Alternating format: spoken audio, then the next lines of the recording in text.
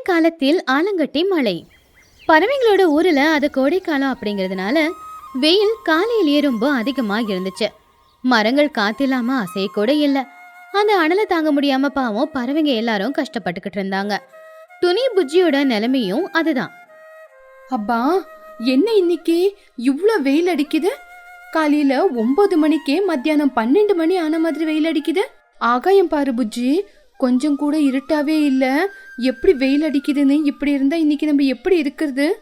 புஜ்ஜி ரொம்பவும் சோர்வா, அம்மா எனக்கு ரொம்ப அனல் அடிக்குதுமா, கொஞ்சம் கூட காத்து வர மாட்டேங்குது. காத்து கூட லீவு போட்டு எங்கேயும் வெளியே போன மாதிரி இருக்கு. எனக்கு ரொம்ப வேர்க்குது. என்னோட சிறகுங்க கூட வேர்த்துட்டு பறக்க முடியல. எனக்கு சில்லுன்னு ஃப்ரூட் ஜூஸ் வேணும்மா. அப்பதான் அங்க சோட்டுவும் பன்னுவும் வந்தாங்க. ஆமா துணி, என் பன்னு கூட அப்படிதான் சொல்லிக்கிட்டு இருக்கான். வெயில் எப்படி அடிக்குது பாத்தியா? 3 தடவை குளிச்சிட்டான். இருந்தாலும் வேர்க்கிறது குறையவே மாட்டேங்குது. கொஞ்சம் மழை வந்தா நல்லா இருக்கும்ல. கொஞ்சமா மழை வந்தாவே நம்ம உயிர் மறுபடியும் வந்துரும். ஆனா அதுக்கு ஒரு சான்ஸே இல்லாத மாதிரி இருக்கே. ஆமா ஆண்டி, மழை கூட நம்ம ஊருக்கு வழிய மறந்துருச்சு நினைக்கிறேன். நான் எப்போ மழை வரும் பேப்பர்ல படகு செஞ்சு தண்ணில விடலான்னு காத்துக்கிட்டு இருக்கேன். பேப்பரெல்லாம் கட் பண்ணி வச்சிருக்கேன். மழைக்கு நம்ம மேல கோவம் வந்துருச்சு போல. அதனாலதான் மழையே இந்த பக்கம் வராம இருக்கு. இங்கே ரொம்ப வேர்க்குது இல்ல. வாங்க நம்ம எல்லாரும் அந்த மரத்துக்கடியில கொஞ்சம் காத்தடிக்கும். நம்ம எல்லாரும் போய் அங்க உக்காந்துக்கலாம். அன்னைக்கு மதியம் ஒரு மணி இருக்கும். வெயில் ரொம்ப அதிகமா இருந்துச்சு. வீட்டுக்குள்ள புழுக்கமா இருந்ததுனால பறவைங்க எல்லாரும் ஆளுக்கு ஒரு விசிறிய கையில பிடிச்சுக்கிட்டு ஒரு மரத்தோட நிழல்ல வந்து காத்து விசிறிக்கிட்டு உக்காந்துக்கிட்டு இருந்தாங்க. லூசி கிட்ட பிங்க் கலர் விசிறி இருந்துச்சு. ஓ மை காட், என்னால இந்த வெயில கொஞ்சம் கூட தாங்க முடியல. காலையில போட்டுக்கிட்ட இந்த எக்ஸ்பென்சிவ் பவுண்டேஷன் கிரீம் எல்லாம் வேர்த்து வெயிலுக்கு கொட்டிக்கிட்டு இருக்கு. நான் கண்ணுக்கு வச்ச மைய கூட கரைஞ்சு போய் வாயில வந்து படுது. என்ன பார்த்தா பேயின்னு நினைச்சுக்க போறாங்க. இந்த வெயிலுக்கு என்னோட பியூட்டியே கரைஞ்சு போகுது. மகி சார், ஏதாவது டென்ட் போட்டிருக்கலாம்ல? மகிக்கழுகு ஒரு விசிறி எடுத்து காத்த விசிறிக்கிட்டு, இந்த இயற்கை முன்னாடி நம்ம டென்ட் எவ்வளவு வேலை செய்யும். இந்த மாதிரி ஒரு வெயில என்னோட வாழ்க்கையில என்னோட ஜென்மத்துல நான் இது வரைக்கும் பார்த்ததே இல்ல. கொஞ்சம் கூட காத்தே இல்லாம மரம் கொடி எதுவுமே அசையல. இன்னைக்கு இவ்வளவு வெயில் அடிக்குதுன்னா இதுக்கு ஏதாவது ஒரு காரணம் கண்டிப்பா இருக்கும். குகுவாத்து ஒரு தாமரை இலையை தான் விசிறியா பயன்படுத்திக்கிட்டு இருந்தா. வா, இந்த வெயில்ல என்னால முடியல. நான் காலையிலேயே ஆத்தங்கரைக்கு போயிருந்தேன். அந்த தண்ணி எவ்வளவு சூடா இருக்கு அப்படின்னா அதுல மட்டும் நம்ம விழுந்தா நம்மளோட ஸ்கின்னே போற மாதிரி இருக்கு. அந்த தண்ணில என்னோட வண்ணமே மாறி போச்சு. அதனாலதான் இப்படி வந்து மரத்துக்கடியில உட்கார்ந்து இருக்கேன். சிச்சு காக்காவோட கையில இருக்கிறது ஒரு பழைய அட்டை, கார்ட்போர்ட். அதுதான் விசிறியா பயன்படுத்திக்கிட்டு இருந்தா. அப்பா, விசிறி விசிறி என் தோள்பட்டை எல்லாம் வலிக்குது. என்ன குஹு, மூச்சை இழுத்து விட்டா வெளியே இருக்கிற சூடு காத்தே உள்ளுக்குள்ள சூடாதான் வந்துகிட்டு இருக்கு. சூரியன் ஏன் இவ்வளவு கோவமா இருக்கான்னு தெரியலையே. என் பையன் சின்னுவ பாருங்க, நிலத்து மேல அப்படி படுத்திருக்கானே.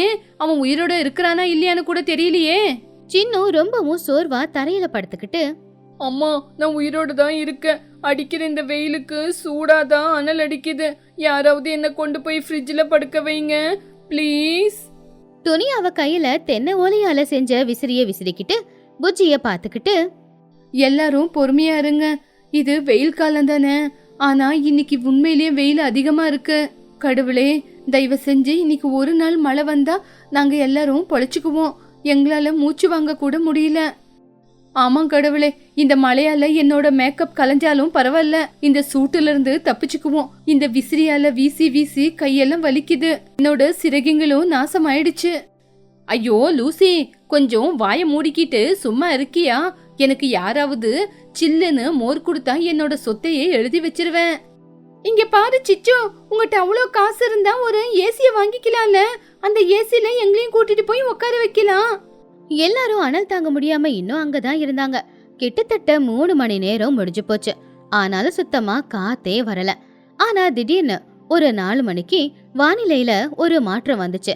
அது வரைக்கும் வெளிச்சமா இருந்த ஊரு இருட்டாக மாறுச்சு. அதாவது மேகங்கள் எல்லாம் மழை பெய்யற மாதிரி மாறுச்சு. அம்மா அம்மா, அங்க பாருங்க, ஆகாயத்து மூலையில கொஞ்சம் கருப்பா இருக்கு. பார்க்க இருட்டா இருக்கு.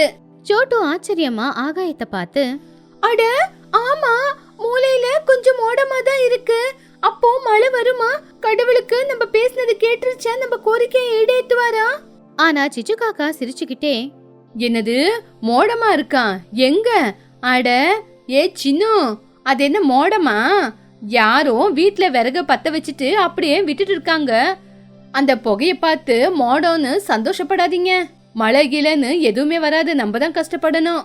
அப்போ மகிக்கழுகு ஆகாயத்தை உன்னிப்பா பார்த்து, ஆமாம் சிச்சு, அவங்க சொன்னது உண்மைதான். அது புகை இல்ல, உண்மையிலேயே மோடம்தான். அந்த மப்பு நேரா நம்ம பக்கம் தான் வந்துகிட்டு இருக்கு. அங்க பாருங்க, அதுக்கு பின்னாடி இன்னும் நிறைய மோடம் வந்துகிட்டு இருக்கு. துணிக்குருவி சந்தோஷமா கையெடுத்து கும்பிட்டு, அப்படியா மகி? அப்பா, எவ்வளவு நல்ல வார்த்தையை சொன்னீங்க. நம்மளோட கஷ்டம் அந்த கடவுளுக்கு தெரிஞ்சு போச்சு. அப்பா, நம்ம நிம்மதியா இருக்கலாம். கொஞ்ச நேரத்துல வானில மொத்தமா மாறிச்சு. காத்துல ஒரு குளிர்ச்சியும் இருக்க ஆரம்பிச்சுது. அம்மா, காத்தடிக்குதம்மா. நல்லா சில்லுன்னு காத்து வருது. எனக்கு வேர்க்கிறதே இல்ல. வாவ், ஓஹோ, எவ்வளவு சில்லுன்னு காத்தடிக்குது. இந்த காத்துக்கு என்னோட மேக்கப் எல்லாம் செட் ஆகுது. கடவுளே, உங்களுக்கு தான் ரொம்ப நன்றி. அப்பா, இப்பதான் எனக்கு உயிர் வந்துச்சு. இந்த விசிறிக்கு இன்னும் வேலையே இல்ல. விசிறிய தூக்கி போட்டுட்டு, காத்து நல்லா வேகமா வீசினா நல்லா இருக்கும். சாயந்தரம் ஒரு 4:30 மணி இருக்கும். காத்து கொஞ்சம் வேகமா வீச ஆரம்பிச்சுது. ஆகாயத்துல மேகங்கள் எல்லாமே ஒன்னா சேரவும் ஆரம்பிச்சுது. காத்து நல்லா சில்லுன்னு வீசுது. இப்போ மழை வர மாதிரி இருக்கு. எல்லாரும் வந்து இங்க ஒளிஞ்சுக்குங்க, நான் உங்களை காப்பாத்துறேன். வாங்க வாங்க, எல்லாரும் இந்த மரத்துக்கடியில வாங்க, காத்துக்கு நம்ம பறந்துட போறோம். ஆகாயத்திலிருந்து நீர்த்துளிகள் தரையில விழுந்து அருமையான மண் வாசம் வர ஆரம்பிச்சுது. துணி அதை பார்த்து சந்தோஷமா, மழை மழை வருது. எல்லாரும் பாருங்க, நம்ம கஷ்டம் இன்னையோட முடிஞ்சது. மழை வேகமா வர ஆரம்பிச்சுது. பறவைங்க எல்லாருமே அந்த மழையில விளையாட ஆரம்பிச்சாங்க. ஐ, ஜாலி ஜாலி, மழை வருது, வாங்க வாங்க, எல்லாரும் தண்ணியில விளையாடலாம். அம்மா, நல்லா சில்லுன்னு இருக்குமா. உடம்புல இருந்த சூடெல்லாம் என்னை விட்டு போயிடுச்சு. நான் சந்தோஷத்துல இப்போ டான்ஸ் ஆட போறேன். துணி, இப்பதான் நம்மளுக்கு உயிரே வந்த மாதிரி இருக்கு. அடிக்கிற இந்த சில்லுன்னு மழைக்கு நம்ம உடம்புக்குள்ள தெம்பு வந்த மாதிரி இருக்கு. லூசிபுரா மழையில நனைஞ்சுக்கிட்டே, இன்னைக்கு என்னோட பியூட்டி ட்ரீட்மெண்ட் இந்த மழையில தான். என்னோட ஃபெதர்ஸ் எல்லாம் இந்த தண்ணியில க்ளீன் ஆகுது. இப்பதான் என்னால ஃப்ரீயா மூச்சு விட முடியுது. ஆஹா, என்ன மழை, என்ன காத்து. இந்த மழையில கெட்டு போன மீனை சாப்பிட்டா கூட ஜீரணமாயிடும். எல்லாம் நல்லா இருக்கு. வாடா பன்னு, ரொம்ப நாளா குளிக்காம இருந்துட்டு இன்னைக்கு குளிக்க நல்லா இருக்கு. திடீர்னு தண்ணி வர இடத்துல சின்ன சின்ன கல்லு வந்து விழ ஆரம்பிச்சுது. அந்த கல்லுங்க பாக்குறதுக்கு வெள்ளையாவும் இருந்துச்சு. ஒரு கல்லு நேர சிச்சுவோட தலையில வந்து விழுந்துச்சு. ஐயோ, யார் அது? யாரா என் தலைமையில கல்ல வீசுறது? வெளிய வாங்கடா, யாருன்னு பாக்குறேன். வாங்கடா வெளிய. அப்பதான் இன்னொரு கல்லு வந்து குஹுவோட மூக்கு மேல விழுந்துச்சு. ஐயோ, என்னது இது? என் மூக்கு மேல யாரோ கல்ல தூக்கி அடிச்சிட்டாங்க. என்னோட மூக்கே உடையிற மாதிரி இருக்கு. பன்னு கீழே விழுந்த ஒரு கல்லை எடுத்து, அம்மா, இங்க பாத்தீங்களா? இது கல் இல்லம்மா, இது ஐஸ் கட்டி. அகாயத்துல இருந்து ஐஸ் கொட்டுது. நான் இத தான் சாப்பிட போறேன். ஐயோ பன்னு, அத வாயில வைக்காத, கோல்ட் ஆகும். என்ன சொல்றீங்க மகி? மகிக்கழுகு ஆச்சரியமா, யாருமே அதை தொடாதீங்க, எல்லாரும் மரத்துக்கடியில வந்து உக்காந்துக்குங்க. இது ஐஸு இல்ல, எதுவுமே இல்ல, இது ஒரு கல்லு. மழையோட மோடங்க தான் இந்த மாதிரி கல்லாகி பூமி மேல விழும். இது தலை மேல பட்டா அதுக்கப்புறம் தலைக்கு அடிப்படும். லூசி ரொம்பவும் பயந்து போய், ஓ மை காட், கல்லா? இது என் ஸ்கின்ல பட்டா என்னோட ஸ்கின்னே பாழாயிடுமே. யாராவது என்ன காப்பாத்துங்க, நான் உள்ள போயிடுறேன். அம்மோ, இது எவ்வளவு பெருசா இருக்கு. கோலிக்காய் சைஸ்ல படுதே. புஜ்ஜி, இங்க வா, எங்கி போவாத. அம்மா பக்கத்துலயே நில்லு.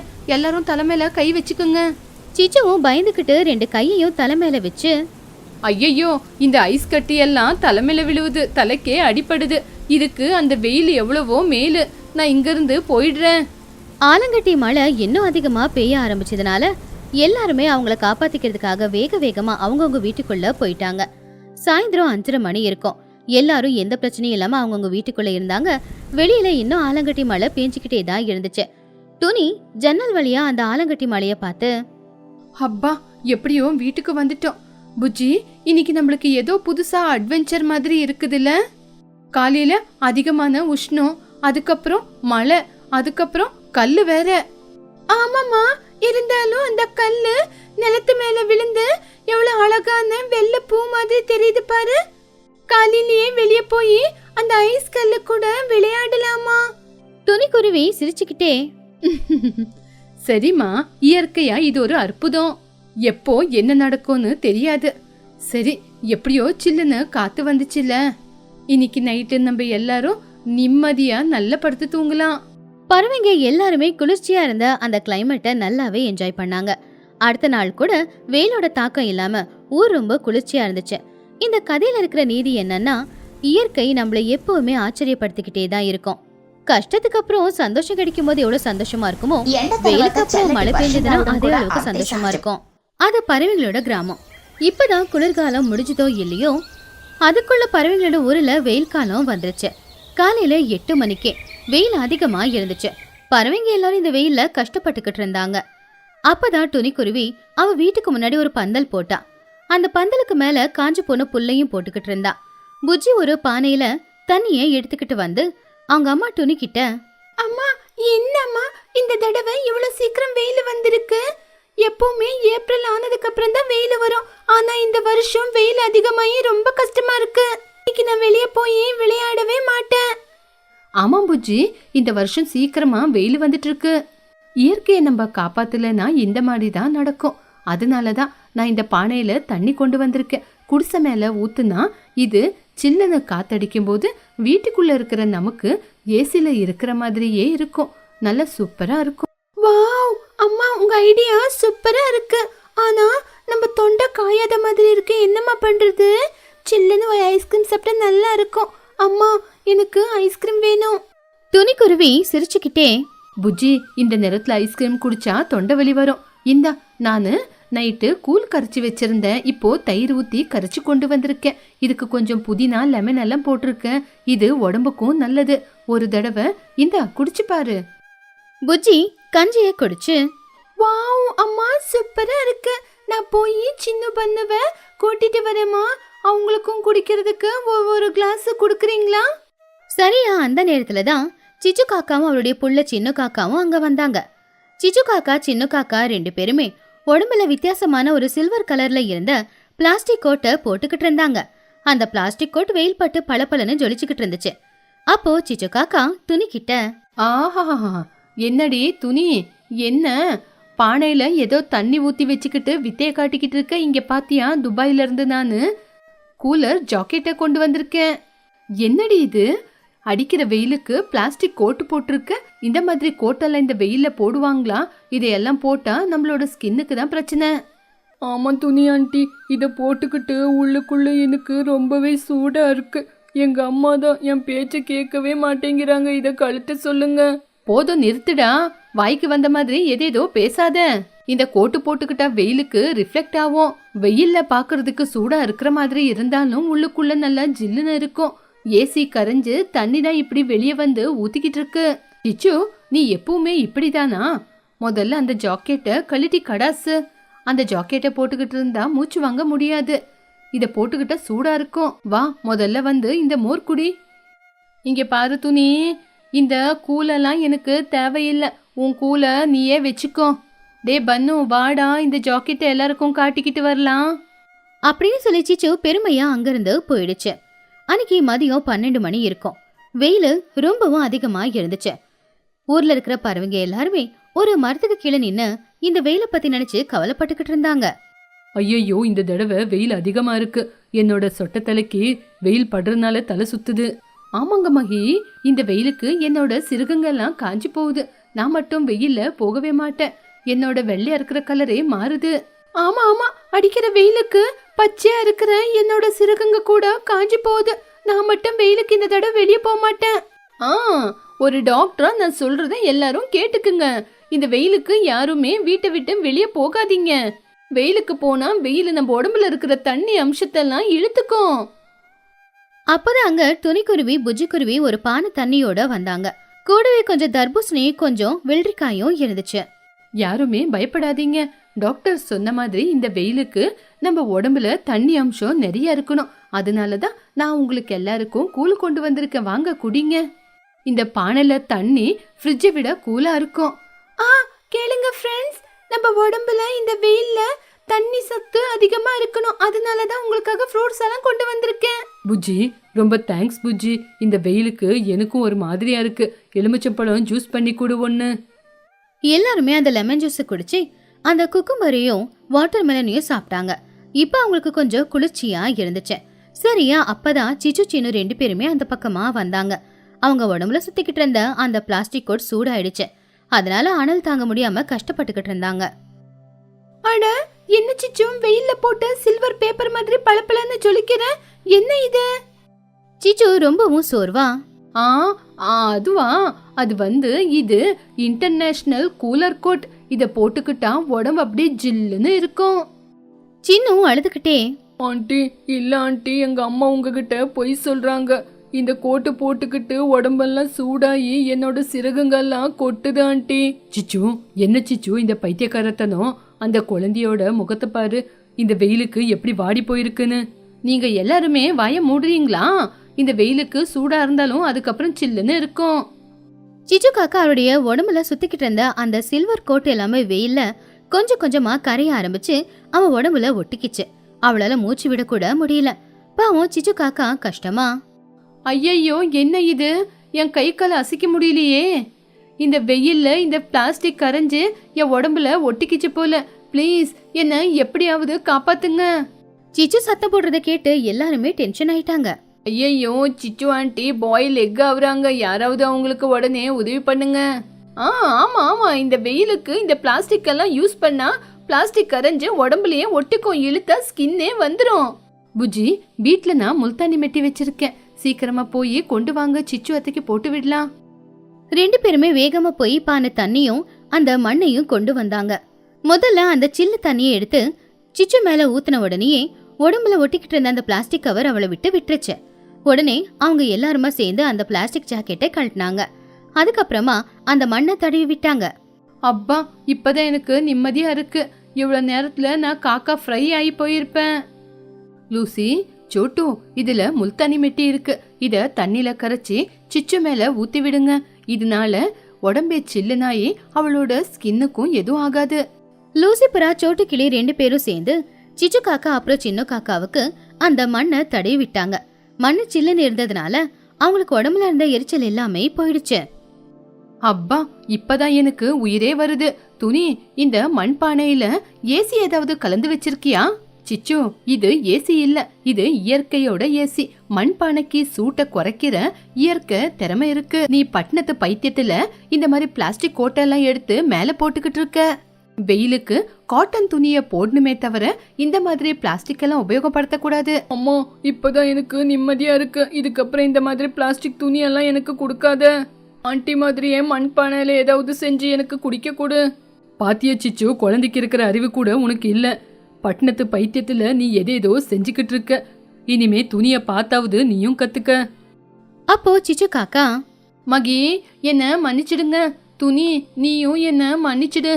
இதுக்கப்புறம் இந்த மாதிரி எல்லாம் பண்ண மாட்டேன். அந்த பிளாஸ்டிக் கோட்டெல்லாம் எடுத்து தூக்கி போட்டிருக்கேன். எனக்கும் குடிக்கிறதுக்கு அந்த பானை தண்ணி கொடு.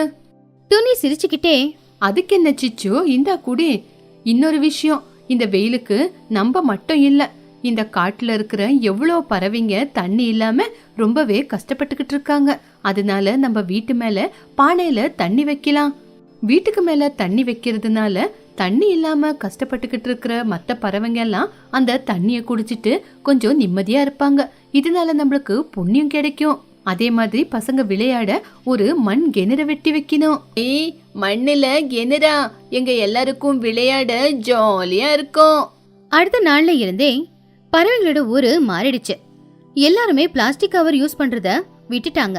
எல்லார் வீட்டுக்கு முன்னாடி ஒரு மண்பானை வச்சு அதுல தண்ணி ஊத்தி வச்சுக்கிட்டு இருந்தாங்க. துணிக்குருவி மகிக்கொழுகும் சேர்ந்து ஊருக்கு நடுவுல ஒரு சின்ன பள்ளத்தை தோண்டி அதுல தண்ணியை நிரப்பி ஒரு அழகான குளத்தை தயார் பண்ணாங்க. ஏய் சின்ன பண்ணு, கமான் வந்து என்ன தள்ளுங்க.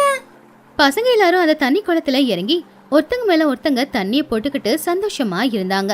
வெயில் தெரியாம இப்ப அவங்களுக்கு குளுகுளுன்னு தான் இருந்துச்சு. துணி, நான் வாட்டர் மெலனை கொண்டு வந்திருக்கேன். இது வெயிலுக்கு நல்லதான், எல்லாருக்கும் கட் பண்ணி கொடுக்கலாம். மகி சொன்னாங்க, அதனாலதான் கொண்டு வந்தேன். நான் கூட வெள்ளரிக்காய் கொண்டு வந்திருக்கேன். இத கட் பண்ணி கண்ணுக்கு வச்சா ரொம்ப நல்லதா. நானும் பட்டணத்துக்கு போய் எல்லாருக்கும் ஃப்ரீயா மண்பானையை வாங்கிட்டு வந்திருக்கேன். எல்லாரும் தண்ணிய குடிங்க. எனக்கு இப்பதான் புரிஞ்சது, மண்பானையில இருக்கிற மாதிரி ஃப்ரிட்ஜ்ல கூட இருக்காதுன்னு. என் சைட்ல இருந்து உங்களுக்கு கிஃப்ட். சபாஷ் சிச்சு, நீ ரொம்ப நல்ல வேலை செஞ்சிருக்க. இந்த வெயில் காலத்துல நம்ம ஊர் பறவைங்களுக்கு பண்டிகையா இருக்கும். சின்ன தண்ணிக்குள்ள இருந்த தலைய வெளியில காட்டி, அம்மா வாங்கம்மா, இந்த வெயிலுக்கு நீங்களும் வந்து தண்ணில விளையாடுங்க. இனிமே பிளாஸ்டிக் துணி வேண்டாம். சீ, என்ன போய் கூப்பிடுறியா? நான் வந்து அந்த தண்ணில குதிச்சு ஆடினா அதுக்கப்புறம் என் மேக்கப் எல்லாம் கழிஞ்சிடும். நான் வரமாட்டேன்பா. எல்லாருமே சத்தமா சிரிச்சாங்க. அப்படியே அந்த பறவைங்களோட ஊர்ல வந்த வெயில் காலத்துல இருந்து தப்பிச்சுக்கிறதுக்காக துணிக்குருவி கொடுத்த ஒரு சின்ன ஐடியா இப்போ எல்லாரையுமே அந்த வெயில்ல இருந்து காப்பாத்தி இருக்கு. தாகம் அப்படின்னு வர பறவைங்களுக்கு அந்த மண்பானையில இருக்கிற தண்ணியை குடிக்கும் போது அது அமிர்த மாதிரி இருந்துச்சு. அப்படி அந்த ஊர்ல இப்போ வெயில்ல எந்த பறவையும் கஷ்டப்படுறது இல்ல. இந்த கதையில இருக்கிற நீதி என்னன்னா, இயற்கையில வர மாற்றங்களை நாம ஏத்துக்கணும். அதுல இருந்து தப்பிக்கிறதுக்கு இயற்கையான வழிமுறையை தான் நாம பயன்படுத்தணும். அதை விட்டுட்டு செயற்கையா ஏதாவது செய்ய நினைச்சா சிச்சு காக்கா சின்ன காக்கா மாதிரி கஷ்டப்பட்டு தான் ஆகணும்.